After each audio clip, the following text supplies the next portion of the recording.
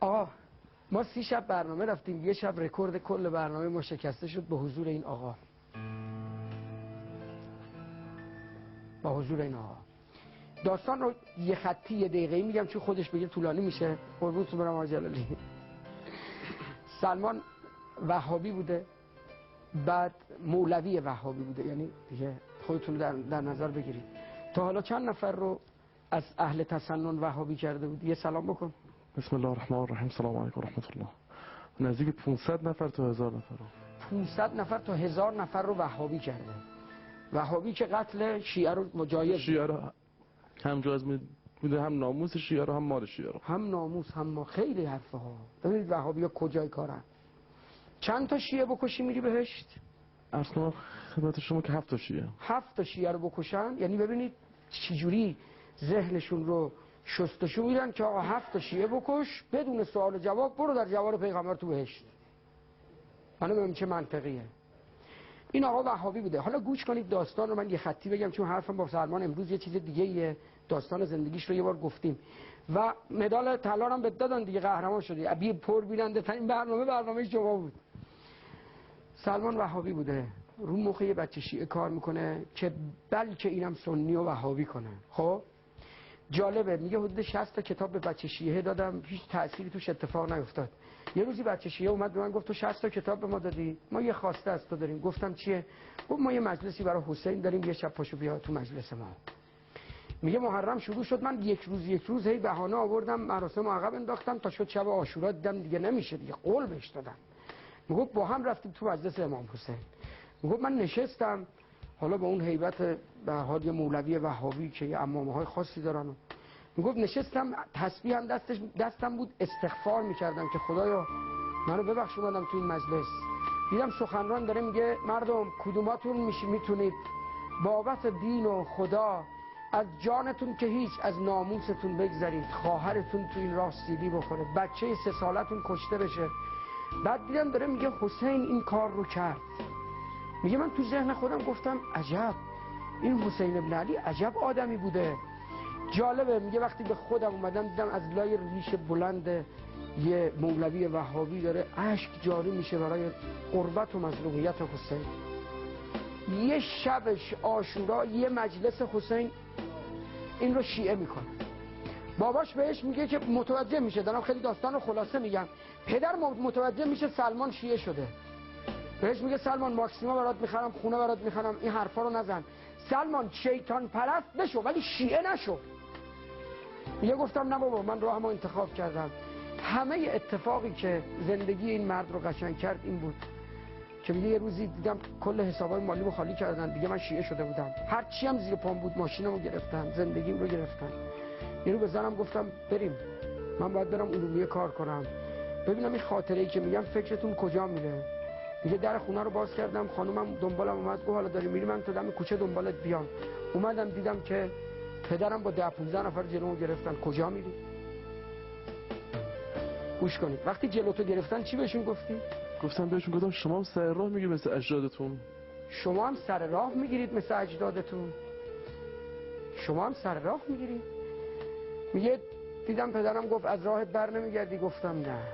بعد چیکار کرد سلمان؟ بعد عرض کنم خدمت شما که با چوب زد تو سر من، افتادم. بعد دیگه نفهمیدم چی شد، بیهوش شدم. چاقو آوردم زدم به گردنم که گردنم بس ببرن که نبرید. بعد 2-3 بار عرض کنم خدمت شما که زد رگ دستش اینجا نبرد، آخرش چاقو تیزتر رو آوردن که زدن به اینجا و رگ دستم بریدن. وقتی به هوش اومدم گفتن که زنتم که اومده وسط، عرض کنم خدمت شما که زدنش با بچه‌اش سر شده.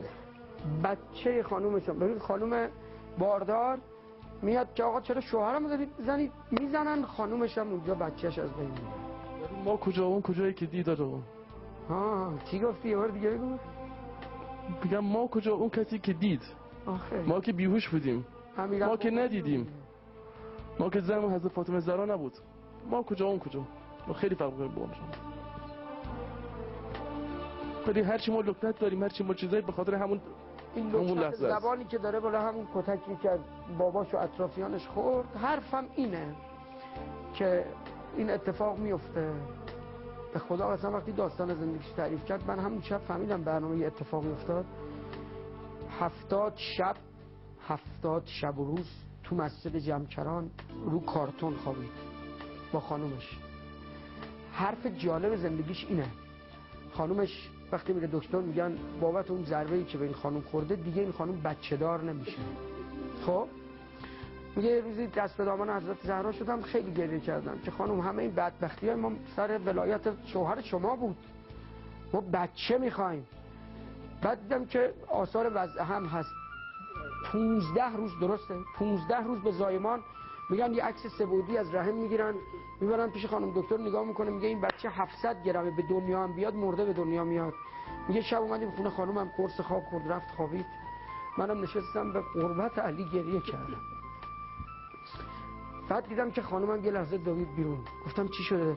گفت سلمان یه خانومی اومد تو خواب من رو بغل کرد، گفت دخترم منو میشناسی؟ گفتم نه. گفت من اسمم فاطمه دختر پیامبره، بچت رو ما حفظ میکنیم، این بچه برای ماست. وقتی بچه به دنیا آمد چند کیلو؟ وقتی به دنیا آمد از کنم خدمت شما 2 کیلو 800 گرم بود. 2 کیلو 800 گرم. 15 روز به زایمان 700 گرم. موقع به دنیا آمدن 2 کیلو 700 گرم. انقدر این بچه زیباست. به اسمش هم فاطمه گذاشتیم به خاطر همون روایتی که داره که اگه اسمش فاطمه گذاشتید یه وقت عرض کنم خدمت شما که نه بزنید نه داد بزنید سرش. بخاطر یه فاطمه بود خیلی داد زدن سرش، خیلی زدنش. یه جا شما یه جا به فاطمه تون هیچی نگید. اینه